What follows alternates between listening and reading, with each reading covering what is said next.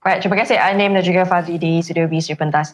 Baik, kita bercakap berkenaan dengan vaksin COVID-19 ini. Pastinya ini berkaitan harapan dengan bahagian harapan, barisan harapan kan yang selainnya akan mendapat vaksin ini terlebih dahulu. Jadi ini kita bercakap berkenaan dengan program imunisasi Angkatan Tentera Malaysia. Oleh itu kita nak bersama dengan secara maya juga Brigadier Jeneral Datuk Dr. Rosman Abdul Rahman merupakan Inspektor Jeneral bahagian Perkhidmatan Kesihatan Awam Angkatan Tentera Malaysia. Assalamualaikum, selamat pagi Datuk.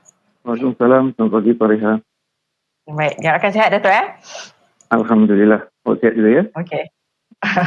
Okey, Datuk, berkenaan dengan COVID, vaksin COVID-19 yang baru tiba pada hari Ahad yang lalu, bagaimana mungkin boleh kongsikan juga prosedur yang dilaksanakan untuk menyimpan dan juga penjagaan vaksin ini oleh pihak Angkatan Tentera Malaysia? Okey, vaksin yang tertinggi adalah vaksin Pfizer-BioNTech. Ya, yang itu vaksin ini memberikan penjagaan yang rapi. Satu sebab ialah keperluan memastikan suhu yang rendah untuk memastikan viability dia, dan satu sebab lagi adalah sebab kekurangan vaksin sekarang dan semua memerlukan vaksin ya. Jadi kita seperti menatang minyak yang penuh lah. Terdapat dua suhu untuk penyimpanan vaksin kombinasi ya. Yang pertama ialah suhu simpanan.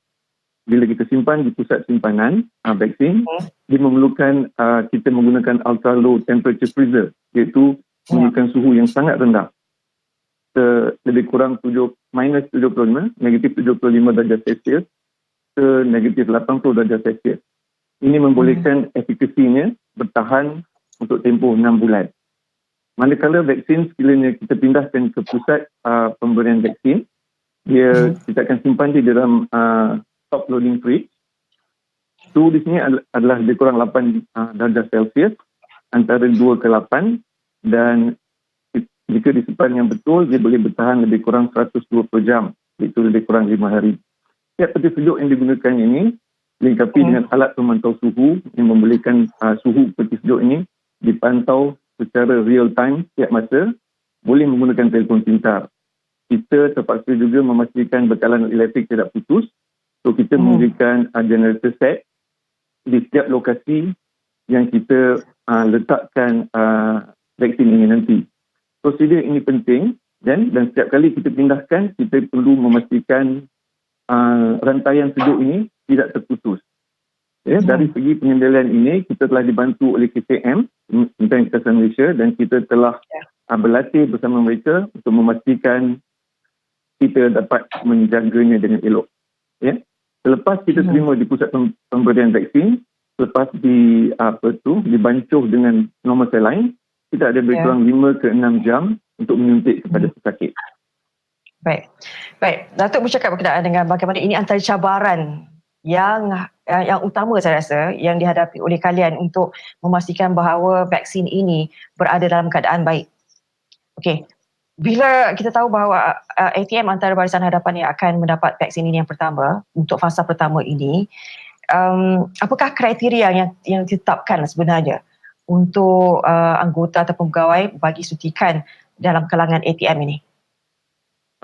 Benar. ATM telah dikenal pasti oleh kerajaan sebagai frontliner dalam memerangi pandemik COVID-19 ini, dan kita berterima kasih kepada kerajaan kerana memberi komitmen untuk membekalkan vaksin pada seluruh warga ATM. Kita perlu ingat juga ATM adalah tonggak pertahanan negara. Dan oleh sebab itu, kita sentiasa perlu bersedia dan siaga untuk menghadapi barang ancaman terhadap negara. Ya? Terus sepanjang tempoh pandemik ini, kebanyakan aktiviti ATM terus berjalan, terutamanya yang melibatkan pertahanan negara. Semua ini terpaksa kita lakukanlah berlandaskan norma-norma baru yang kita ada sekarang, dan kita perlu memastikan keselamatan warga ATM dan juga memastikan mereka tidak dijangkiti oleh virus COVID ini. Untuk fasa pertama ini, ATM menerima lebih kurang sedikit pada 1/3 keperluannya, iaitu lebih kurang 32%. Untuk membuat keputusan siapa yang dapat vaksin ini dahulu bukanlah mudah. Memandangkan semua bahagian di dalam ATM adalah penting dan saling bergantung antara satu sama lain, di antara darat, laut, udara, di antara setiap cawangan di dalam unit masing-masing. Ya.